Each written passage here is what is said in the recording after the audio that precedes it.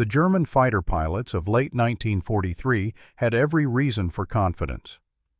Men like Major Wilhelm Ferdinand Galland and Major Walter Dahl had turned the interception of American bombers into a science of destruction. They had developed tactics specifically designed to exploit the bomber formation's weaknesses, refined through months of successful combat over the Reich. The standard American combat box formation, 18 to 21 bombers arranged in a three-dimensional defensive pattern, had been designed on the theory that mass defensive firepower could ward off fighter attacks. Each B-17 bristled with 13 .50 caliber machine guns, theoretically covering every angle of approach. In practice, German pilots had identified critical weaknesses: blind spots in the nose, limited ammunition supplies, and most importantly, the psychological impact of sustained attacks. Hauptmann Heinz Knoke, commanding 5./ JG-11, had perfected the head-on attack that exploited the B-17's weakest defensive position: approach from 12 o'clock high, dive through the formation at 400 miles per hour, fire a 2-second burst at the cockpit and engines, then break away before the top turret gunners could track. By October 1943, he had destroyed 16 heavy bombers using this technique. The closing speed gave American pilots less than 3 seconds to react. Most never saw the attack coming. The root of American vulnerability lay in simple physics. No Allied fighter in 1943 had the range to escort bombers deep into Germany. The Republic P-47 Thunderbolt, the primary American escort fighter, had a combat radius of only 375 miles with drop tanks, enough to reach the German border, but no further. The twin-engine Lockheed P-38 Lightning could fly further, but suffered mechanical problems at high altitude in the European cold, with engines failing and controls freezing. Before we continue, click that subscribe button, like this video, and let me know in the comments where you're watching from. It brings me great joy knowing that these war stories and lessons get to people all over the world. Your support helps us bring more thrilling war stories, and trust me, you won't want to miss them. Now, let's get back to the story. This limitation meant that American bombers flew the most dangerous portion of their missions over the heart of Germany completely alone. German fighters simply waited beyond the range of Allied escorts, then attacked with concentrated force. Luftwaffe pilots called the point where Allied fighters turned back the golden moment. Oberleutnant Hans Philipp, who would claim 206 victories before his death in October 1943, described the tactic in recorded accounts. "We tracked the bomber streams on radar, calculating exactly where their escorts would turn back. The moment the little friends left, we pounced." The escort limitation created a deadly arithmetic. A B-17 formation might face 4 hours of combat over enemy territory, but only 90 minutes with fighter protection. German fighters could attack, land, refuel, rearm, and attack again while the bombers struggled homeward. Some Luftwaffe pilots flew 3 or 4 sorties against a single raid, multiplying their combat effectiveness. The bombers knew what was coming. Formations tightened when the escorts peeled away. Gunners scanned empty sky, waiting for the attacks they could see approaching but not prevent. The Germans weren't just winning, they were hunting. By late 1943, the United States Army Air Forces faced a problem that threatened to collapse the entire strategic bombing campaign: escort range. Every attempt to solve it had failed.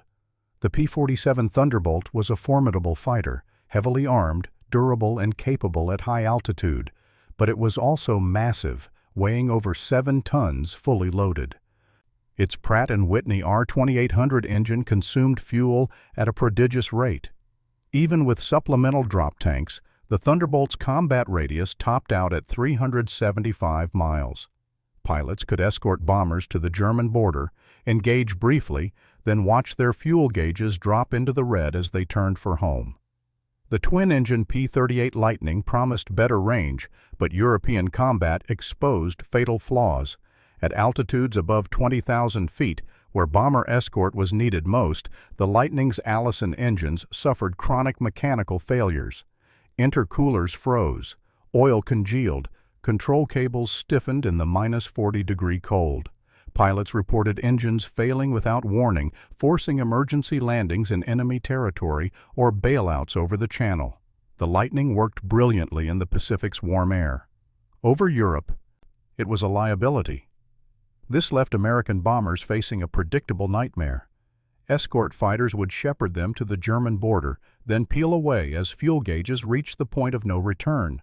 What followed was systematic slaughter. German controllers tracked bomber formations on radar from takeoff, calculating the exact moment Allied escorts would turn back. Luftwaffe fighters assembled at altitudes above 40,000 feet, invisible to bomber crews, waiting for that moment. When it came, when the little friends waggled their wings and dove toward England, the attacks began. The first wave struck from 12 o'clock high, targeting lead bombers. The second wave attacked from below, exploiting the bomber's belly blind spot. The third wave hit stragglers, damaged aircraft falling behind the protection of the formation. Then the Luftwaffe fighters landed at bases less than 30 minutes away, refueled, rearmed, and launched again. Many German pilots flew 3 missions against a single American raid. The bombers, meanwhile, flew deeper into Germany with no help coming. 4 hours over enemy territory. 4 hours of continuous combat. Gunners fired until their barrels glowed red. Pilots held formation as aircraft on their wings exploded. Navigators plotted courses home through flak fields and fighter zones, knowing that damaged bombers, the ones losing altitude, trailing smoke, would be hunted to destruction. The mathematics were unsustainable. In the 6 months between May and October 1943, the 8th Air Force lost over 350 heavy bombers. Entire squadrons were wiped out in single missions. Replacement crews arrived in England, flew 3 or 4 missions, and disappeared. The statistical probability of completing a 25-mission tour dropped below 30%. By autumn 1943, American strategic bombing doctrine teetered on the edge of collapse. Generals argued in Washington about whether daylight precision bombing was even possible. The RAF had already abandoned daylight raids after suffering similar losses in 1940. Some American commanders quietly advocated doing the same. The problem wasn't courage, it wasn't tactics, it wasn't training, it was physics, and physics seemed to have no solution. The aircraft that would change the war began not as an American initiative, but as a British request. In April 1940, the British Purchasing Commission approached North American aviation seeking additional P-40 fighters for the RAF. Instead, North American's chief designer, Edgar Schmood, proposed building an entirely new fighter in just 120 days. The British, desperate for aircraft, agreed. The result was the NA-73X, which first flew on October 26, 1940, a remarkable achievement in rapid development. Powered by an Allison V1710 engine, the early Mustang excelled at low altitude but struggled above 15,000 feet, precisely where bomber escort was needed. The RAF used these early variants for tactical reconnaissance and ground attack, roles where their exceptional low-altitude performance proved valuable. But the transformation that would change the air war came from an unlikely marriage of American and British engineering. In April 1942, Rolls-Royce test pilot Ronald Harker flew an Allison-engined Mustang and immediately recognized its potential. The airframe was aerodynamically superb, cleaner than even the Spitfire.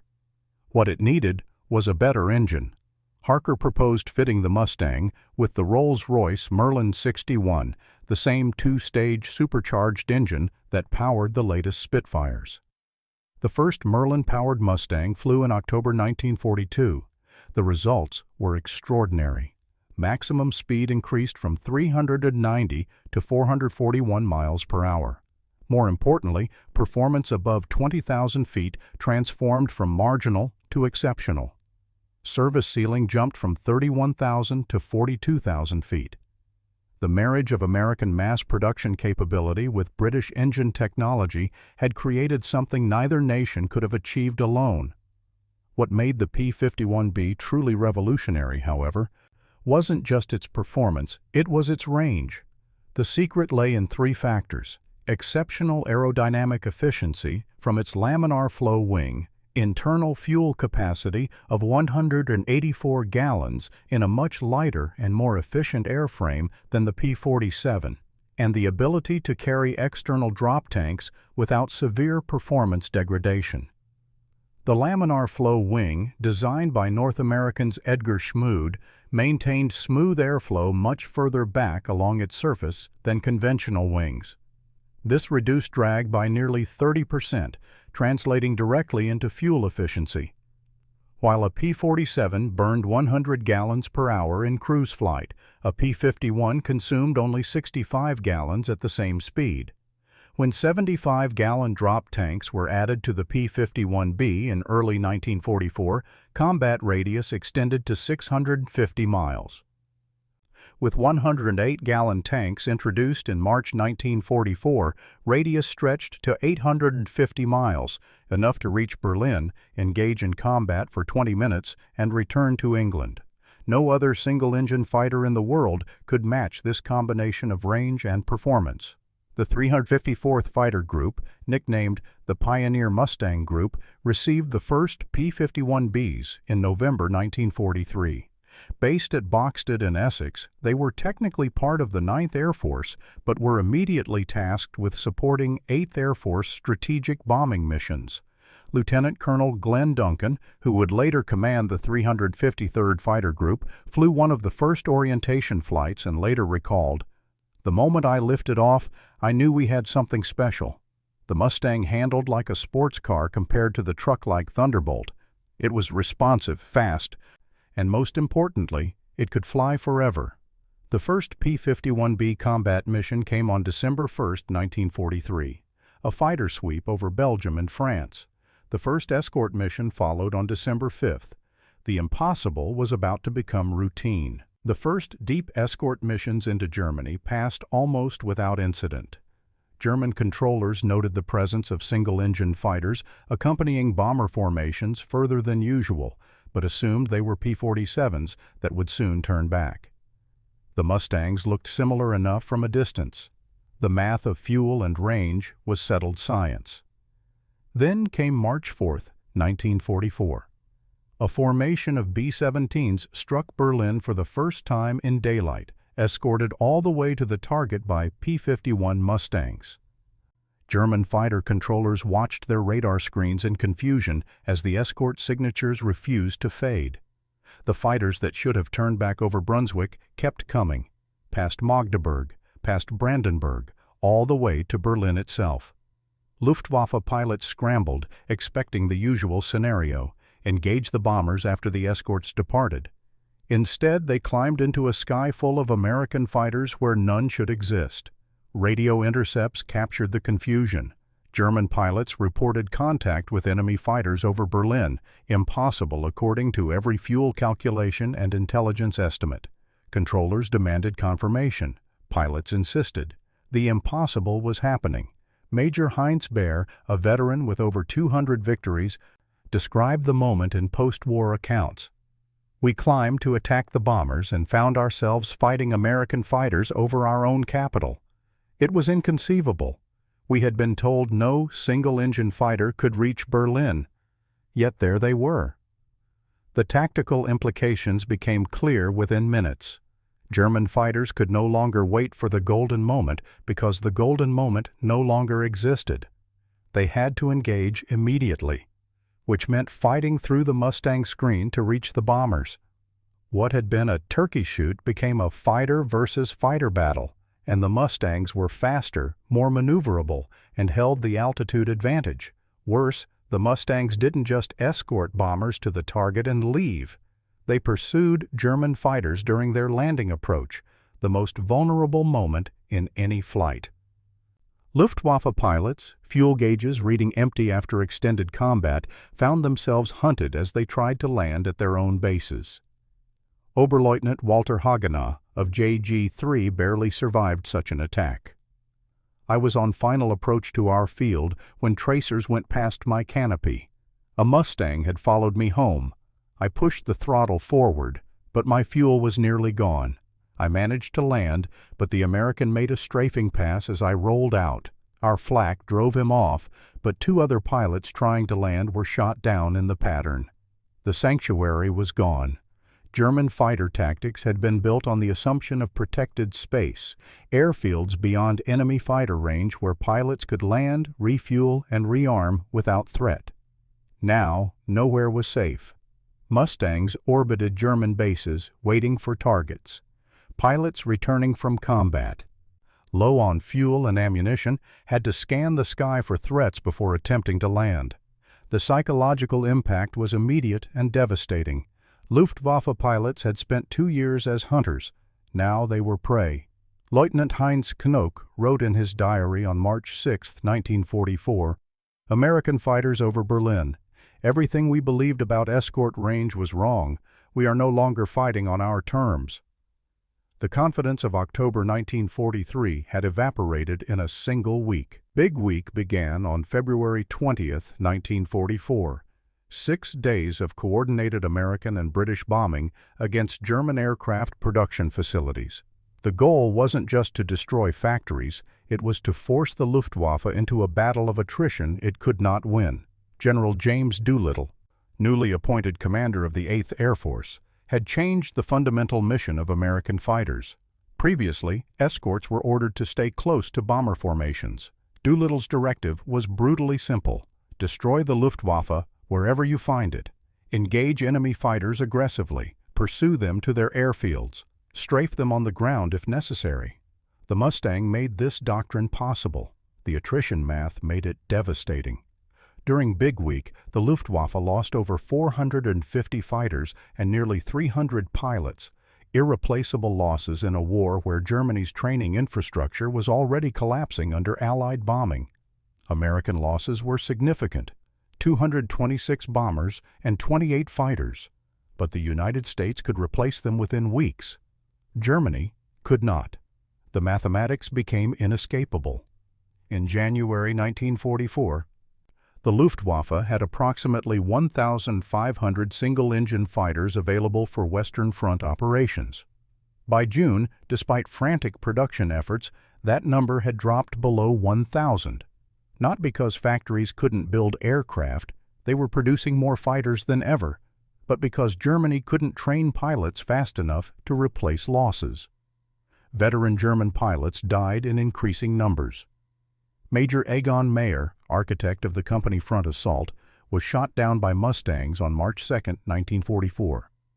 Hauptmann Hans Philipp, 206 victories, killed in October 1943. Major Wilhelm Ferdinand Galland, shot down over Romania in August 1944.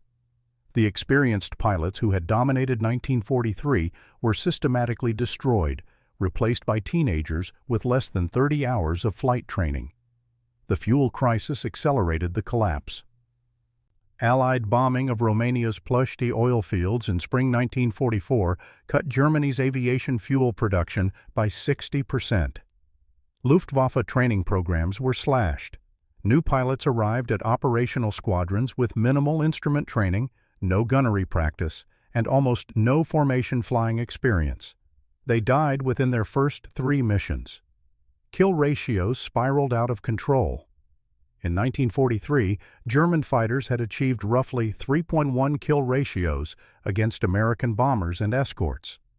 By mid-1944, the ratio had reversed. Mustang pilots were claiming 5.1, sometimes 10.1 ratios against inexperienced Luftwaffe replacements. On March 27, 1944, a single mission cost the Luftwaffe 61 fighters while shooting down only 5 American aircraft.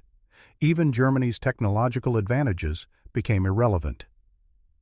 The Messerschmitt, a 262 jet fighter, capable of 540 miles per hour, faster than any Allied aircraft, spent most of 1944 grounded due to fuel shortages and engine reliability problems. When jets did fly, they were attacked during takeoff and landing when their speed advantage disappeared. By D-Day, June 6, 1944, the Luftwaffe managed only 319 sorties over the invasion beaches. The Allies flew over 14,000. The collapse wasn't sudden. It was mathematical. Every mission, the Luftwaffe lost more pilots than it could train. Every week, fuel supplies shrank. Every month, the attrition gap widened. German pilots knew they were dying for a cause already lost, but orders demanded they fly anyway. Oberst Johannes Steinhoff, a veteran fighter commander, later wrote, "By summer 1944, sending our pilots into the air was murder." They had no fuel for training, no time to learn, no chance against experienced American pilots in superior aircraft. We threw children into a meat grinder and called it defense. The sky belonged to the Mustangs now. Don't just watch. Subscribe. Help Mr. World War II Archives. Declassified hit 1,000 subscribers.